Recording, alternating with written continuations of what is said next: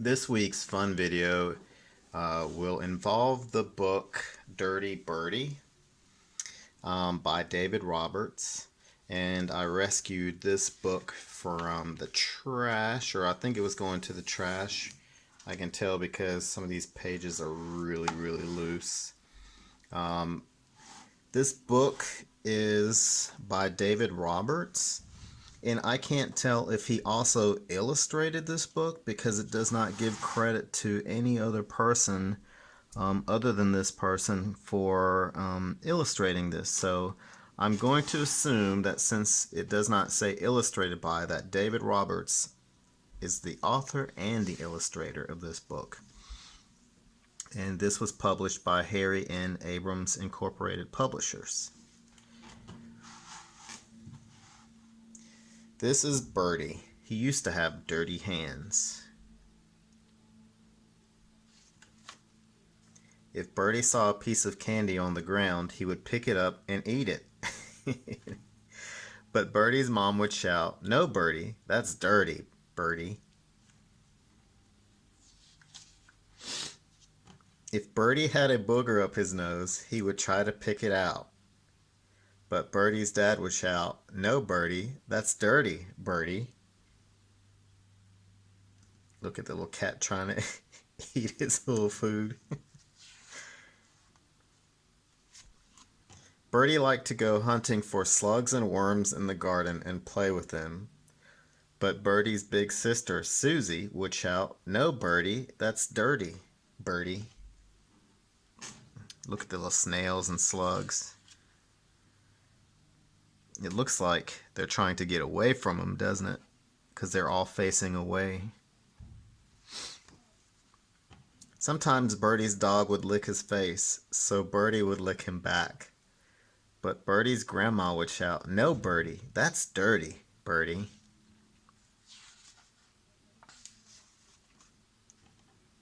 If Birdie saw his cat pee on the flower bed, Birdie would pee on the flower bed too. But everyone would shout, "No, Birdie, that's dirty, Birdie."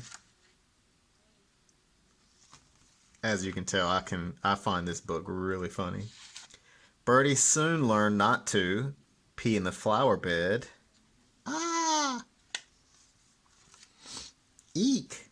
Or play with slugs and worms. Oh, they started doing things back to him. Or eat candy off the ground. Yuck.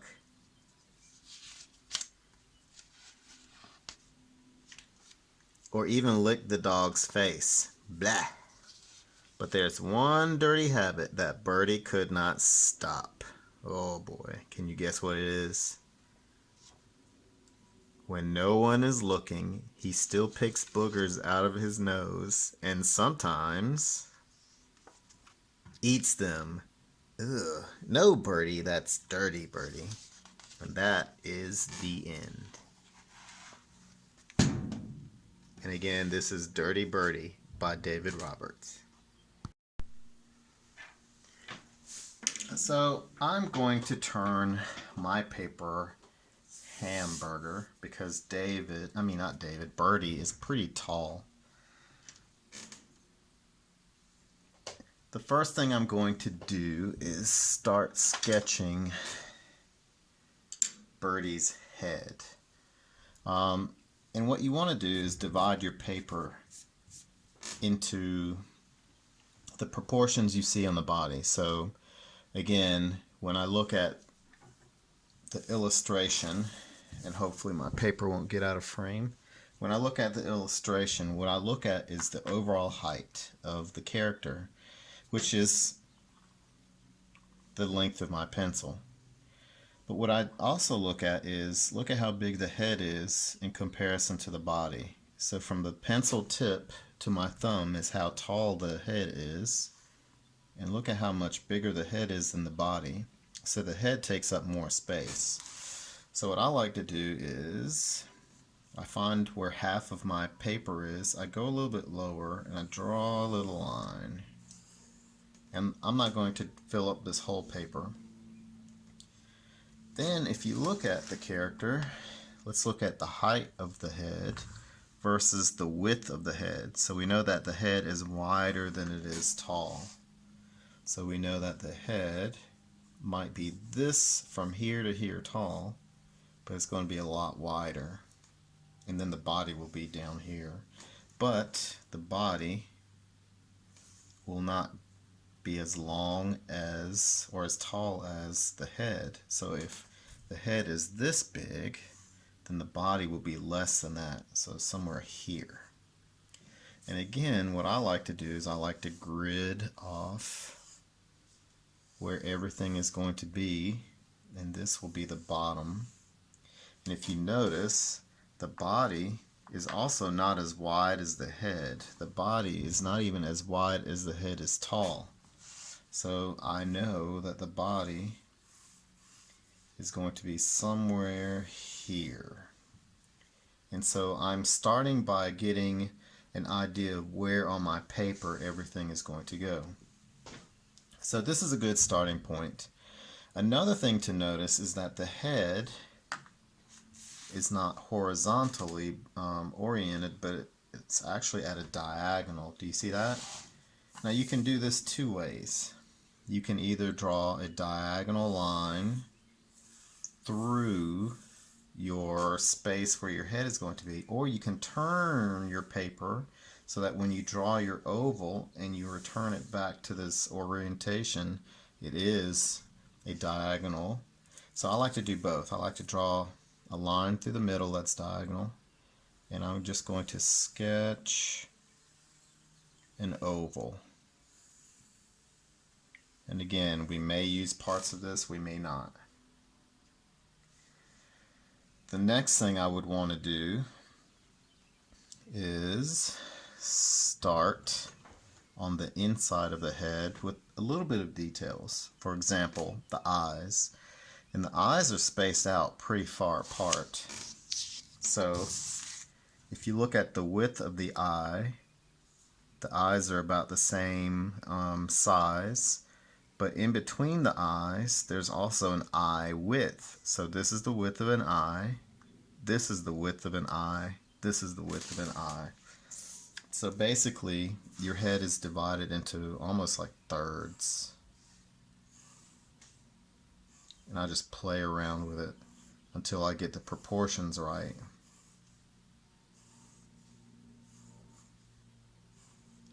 Alright, so looking at it, I'm going from here to here. That's one eye, that's two eyes, that's three eyes. That's good enough. The eyes aren't exactly circular, but I'm going to start with a circle or an oval, like this. If you look at the eye, the curve at the top of the eye is a little flatter, almost like it wants to be a rectangle, but not quite, or a square.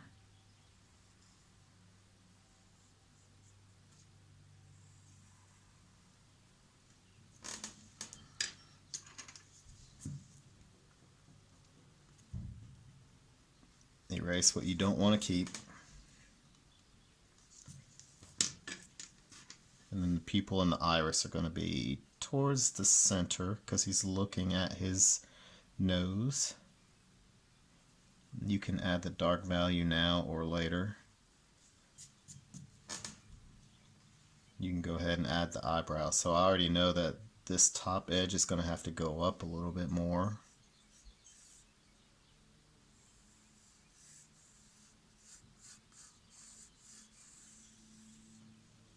The eyebrow looks like this, and you can make it wider. Again, I don't like to go too dark at the very beginning because then as your hand goes across this, it's going to smudge. The nose is going to be in the middle, and if you look at it like this, turned, the nose does not exceed the bottom edge of the eye, so it doesn't go below the eye.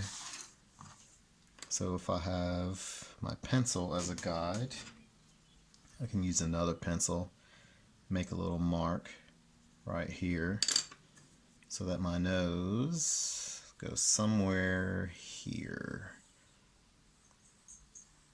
Don't make it too dark. And this will be the hole where the finger is. Don't worry about the finger or the hand yet.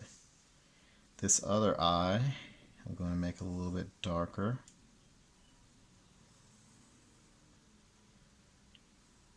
Add the pupil and the iris. Like that. And then the other eyebrow.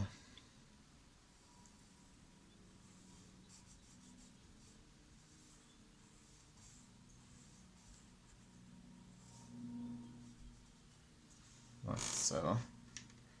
The hair I'm going to worry about later, and I might actually worry about the ears later too.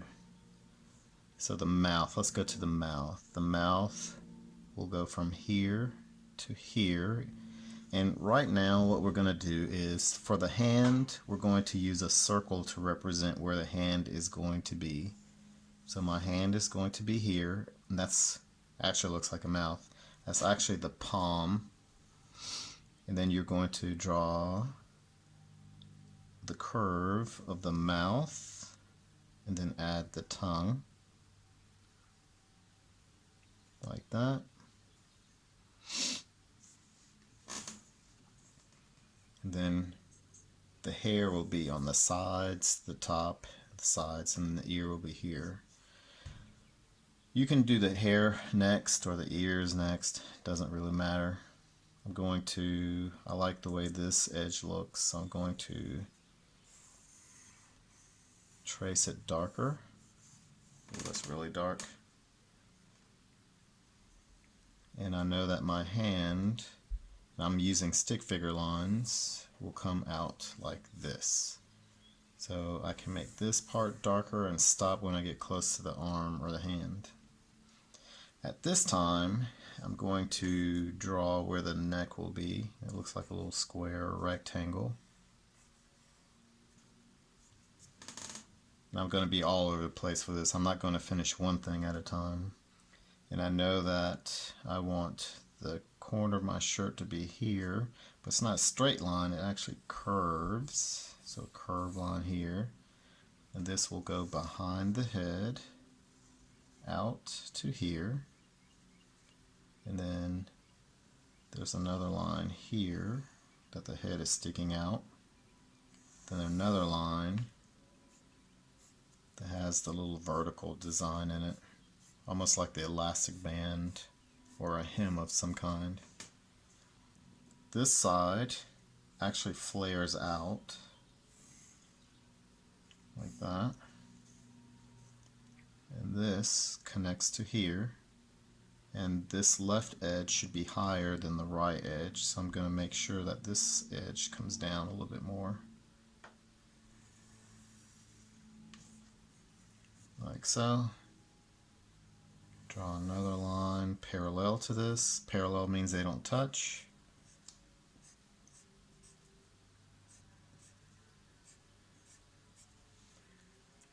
Alright, now let's do the little t-shirt part. This part looks like a little triangle sticking out. It doesn't come all the way to the edge, it comes maybe here, then curves over like that. And then the shorts. When I look at the shorts, I see rectangle, almost a rectangle, and then curved line. So let's start on the right side.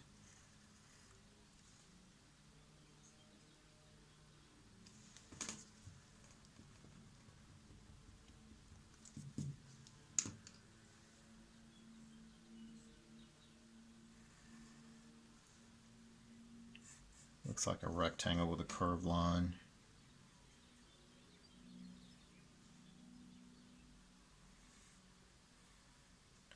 Then connect with curve. Like that.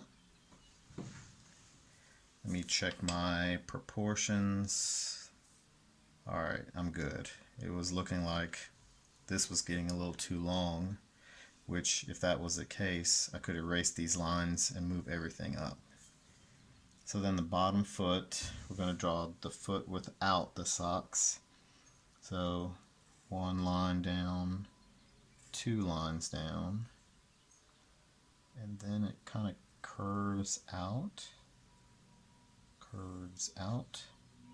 And if you notice that the big toe is lower, so it actually kind of looks like this. Then you add curves inside.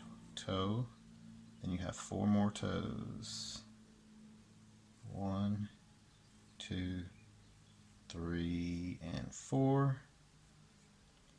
And you'll draw the toenails inside the toes.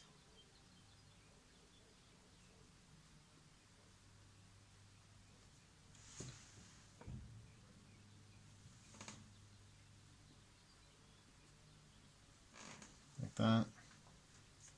On the other foot you have the sock.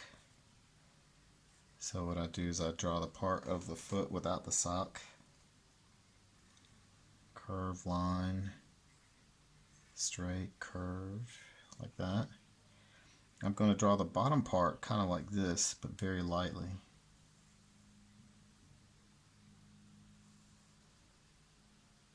And then I'll add the irregular edge that curves.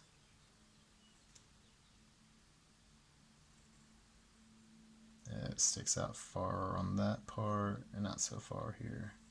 And it doesn't have to be exact. And you can add the stripes or the design of the sock like that. And also he has some threads sticking out of the shirt. Alright. The next thing would be his arms and hands. So let's start on the right side. You're going to draw curve line, curve line. This looks almost like a rectangle, but not quite, almost like a trapezoid. You're going to come over, make this bottom part wider than the top part, so it almost does look like a trapezoid. Now the hand, I will start by drawing a semicircle. Then I'm going to add 1 finger, 2 fingers, 3 fingers, 4 fingers, and then the thumb. You can erase this space in between the finger, or if you draw it very lightly, you don't have to erase it because you'll color over it if you choose to use color. And then the fingernails.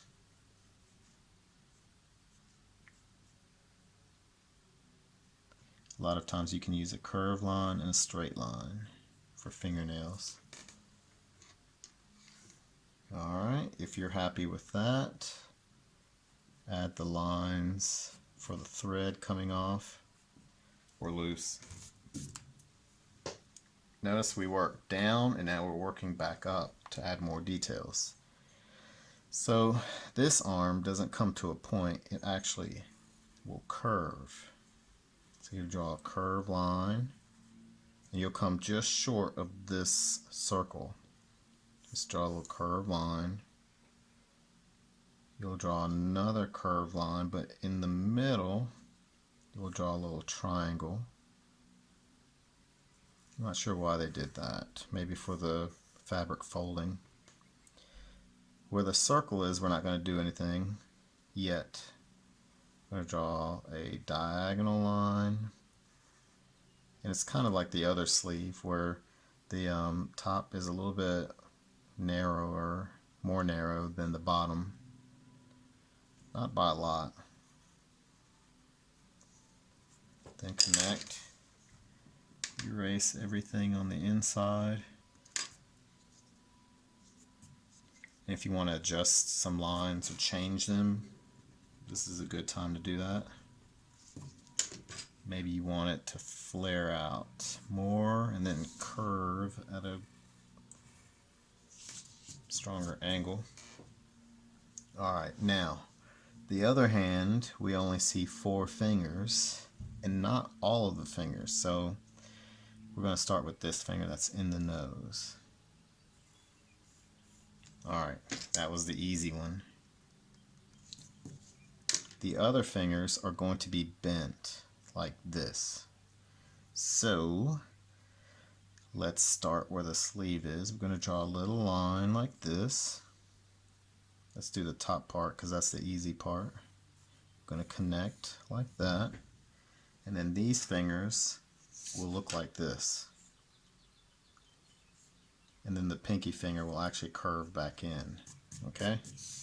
So let's get started. I'm going to erase this part because I don't want that there. Alright. I'm going to start with the pinky finger.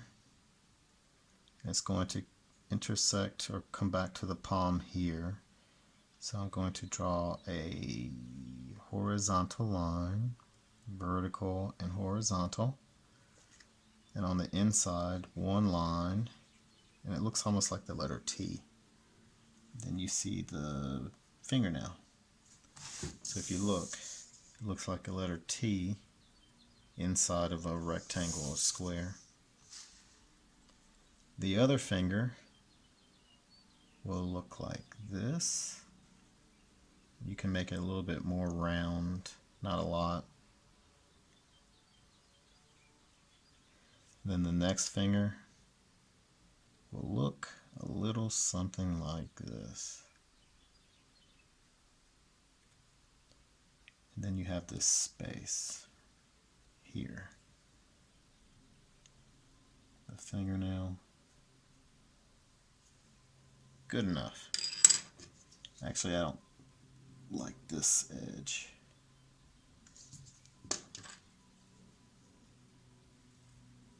Make it round like that.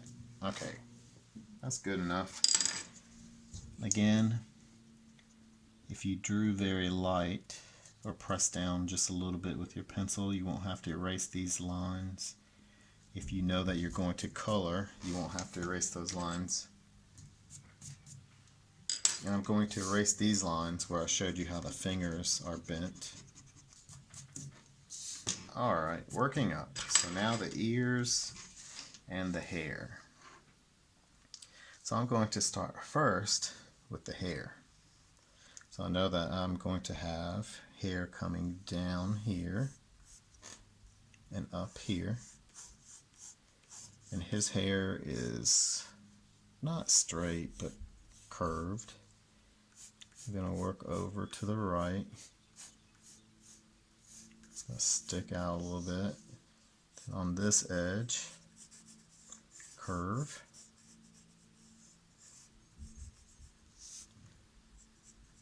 Just kind of do it roughly. And yours doesn't have to look exactly like the character. And then here, so where the top of the eye is, it comes straight down.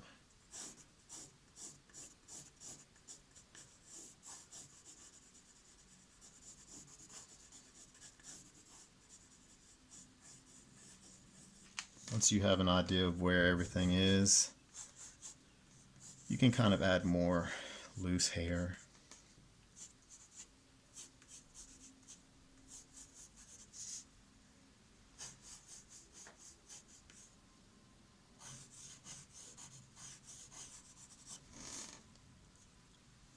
And wherever you need more hair, just add more lines.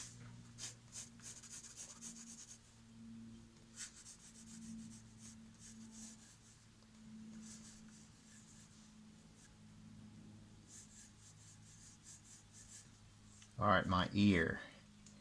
On this side, we'll go from here to here. So it's going to look kind of like this.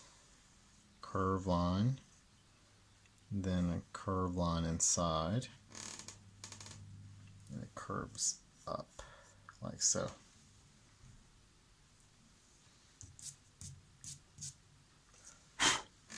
Alright, left side of the head. So I'm going to start here. I'm going to make a little mark here because this looks like a cowlick where the hair originates here and then grows in different directions from this point. So I'm going to draw diagonal lines this way, then some short lines here, then hair growing up, then hair curving. So it almost looks like a little star.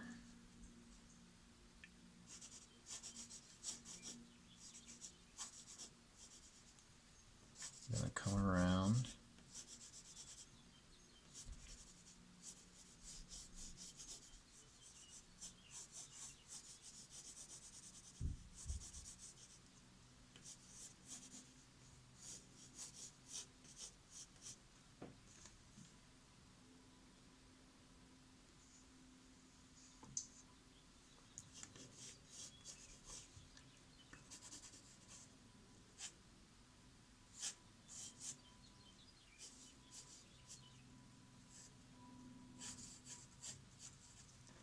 And then the other ear is going to go from here to here. And there's a space between the ear and the elbow, so don't bring it down too far.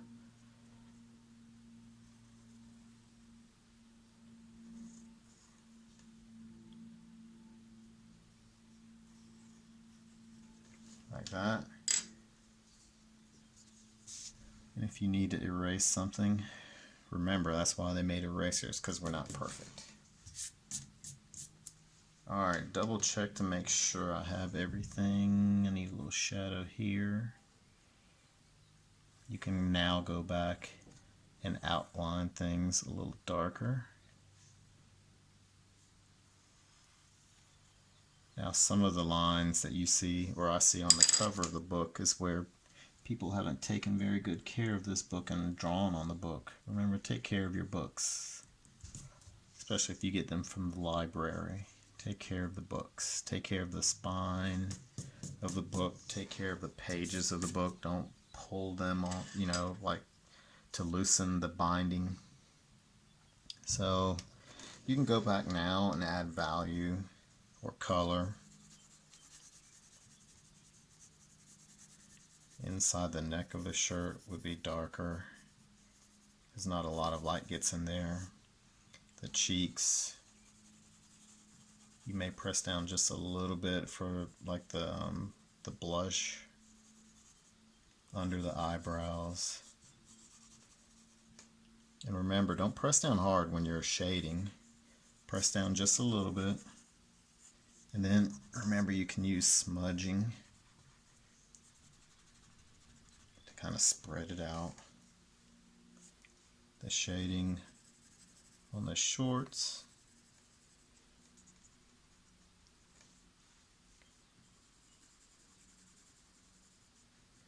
The shading under the shirt.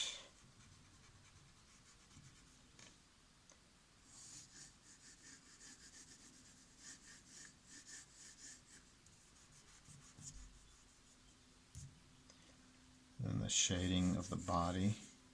And I like how they simplified this shading into an oval and then rectangles leading to that oval. And these rectangles are where the legs are.